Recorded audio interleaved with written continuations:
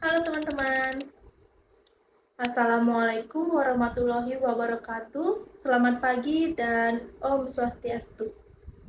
Perkenalkan, nama saya Alia Della Conseta dengan NIM A40125100040. Di sini saya akan menjelaskan tentang bagaimana sih cara mengutip kalimat yang benar dan bagaimana sih cara penulisan daftar pustaka yang baik dan benar. Ayo kita simak videonya.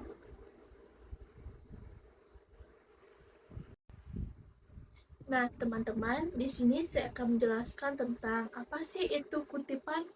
Nah, kutipan adalah pengambilan kalimat, gagasan, atau pendapat dari suatu sumber. Contohnya, buku, artikel, pidato, karya ilmiah, dan lain-lainnya. Ini bertujuan untuk mendukung tulisan atau ucapan kita. Dengan kata lain, kutipan digunakan sebagai bukti, referensi, atau penguat argumen agar lebih meyakinkan dan memiliki dasar yang jelas. Nah, teman-teman, selain pengertian dari kutipan, ada juga fungsi dari kutipan. Di sini ada 5 fungsi dari kutipan, yaitu yang pertama, memperkokoh dan menguatkan argumen penulis. Yang kedua, menyediakan landasan teori dan bukti untuk mendukung pendapat. Yang ketiga, memberikan penjelasan tambahan atau definisi istilah. Yang keempat, memungkinkan perbandingan pendapat dari beberapa para ahli. Yang kelima, menunjukkan kecermatan dan kesungguhan dari penulis. Nah, teman-teman, kalian tahu nggak sih kenapa saat kita ingin mengutip itu harus menyertai atau mencantumkan sumber? Nah, tujuannya yaitu yang pertama, untuk menghindari adanya plagiarisme. Nah, artinya, di mana jika kita mengambil pendapat atau kalimat orang lain tanpa mencantumkan sumbernya, itu dianggap kita akan mencuri karya orang lain. Nah, dengan mencantumkan sumber, kita akan menghargai pemilik asli penulis karya tersebut. Yang kedua, memberi pengakuan kepada penulis asli, di mana kita mencantumkan sumber adalah bentuk kredibilitas akademik, di mana bahwa ide tersebut bukanlah milik kita. Yang ketiga, agar karya tulis kita dapat dipercaya.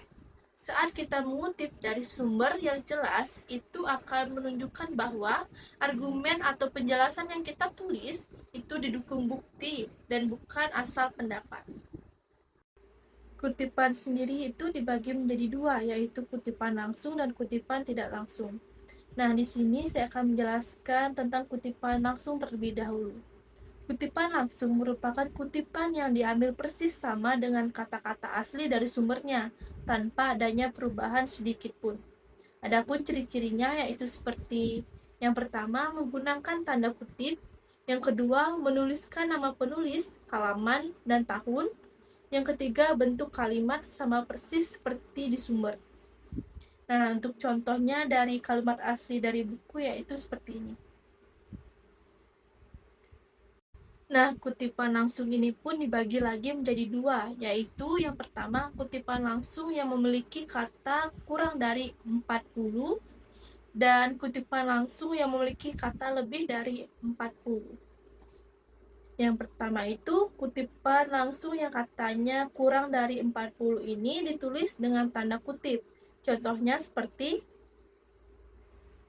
sedangkan untuk kutipan langsung yang katanya lebih dari 40 biasanya ditulis terpisah tanpa tanda kutip. Contohnya seperti.